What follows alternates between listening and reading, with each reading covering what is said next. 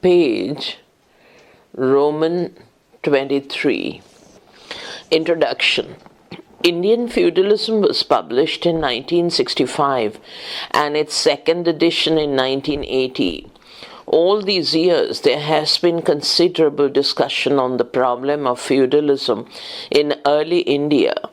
I have tried to tackle these criticisms in my Early Medieval Indian Society 2002, which also discusses the feudal mind.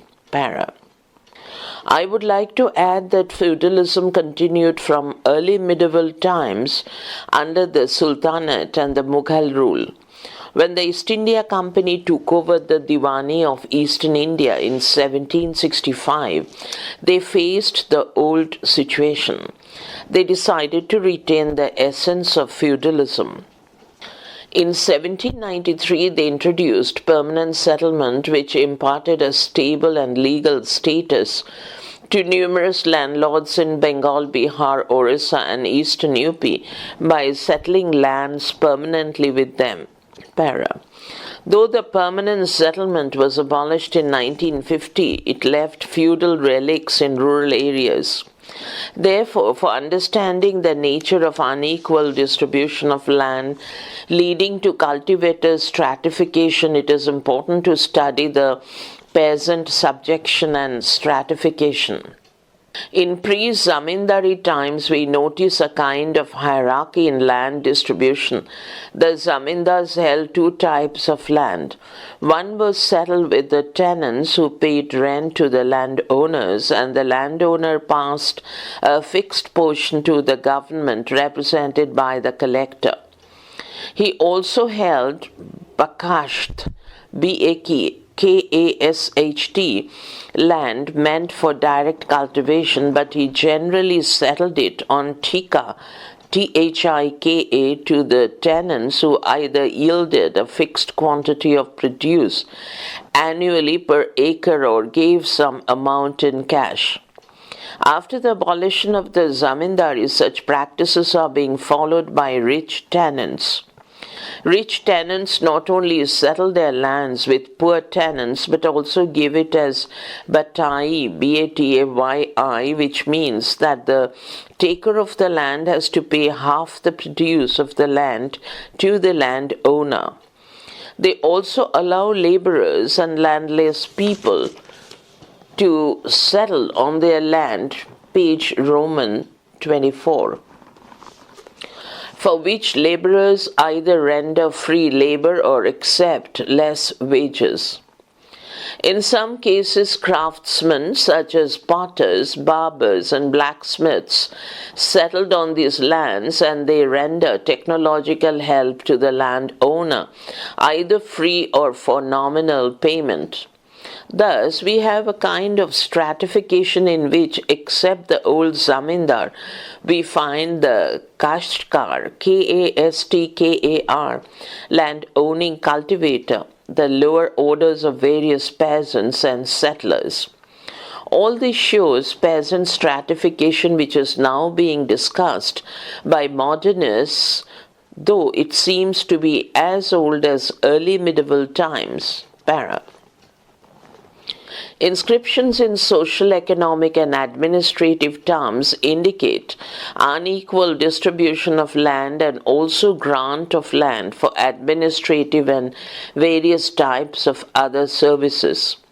We may refer to two officials, Mahattara, Mahattara, and Chaurodharnika, Chaurodharnika.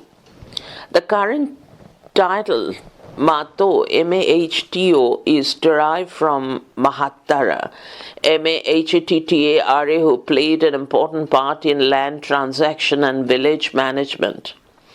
The title Mato is at present found in many persons of high as well as intermediate castes.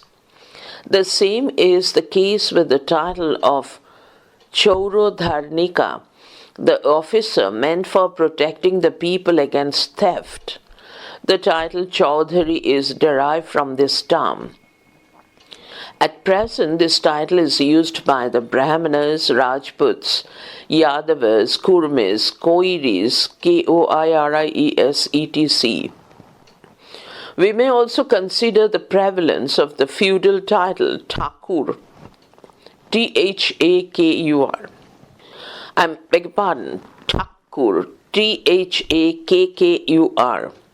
This was adopted by the Vastavya Kayastha scribes and ministers of the Chandala rulers. The Thakura looked not only after villages but even many departments. The Ranaka, a great chief, authorized the Thakura to possess the village. Both Ranaka and Thakura became common titles under the Chandalas. At present, Thakura is used by the Brahmanas, Rajputs, many intermediate Shudra castes, and even by the Hajams or Babas. How the Babas adopted this feudal title is a problem. It seems that land grants to some caste chiefs elevated that caste. On the other hand, growing social distinctions and regional variations proliferated early medieval castes. In any case, if we look back from the origin of titles borne by landed castes, this improves our knowledge of feudalism. Some titles have been discussed in many books, but there is scope for further research. Land grants to religious organizations and priestly people help to legalize the position of the donor. But grant only for this purpose was too costly. Page Roman 25. Hence, Brahmanas were also employed as judges and high administrators. The institutional importance of land grants was much greater. Many landed Brahmanas were learned people who strongly supported the unequal distribution of land. The Brahmana meritocracy really strengthened feudal aristocracy. Little change has been made in the present edition. Some American scholars have tried to apply the segmentary model taken from an African tribe to the past Indian situation. I have written a piece to show that this application is not correct.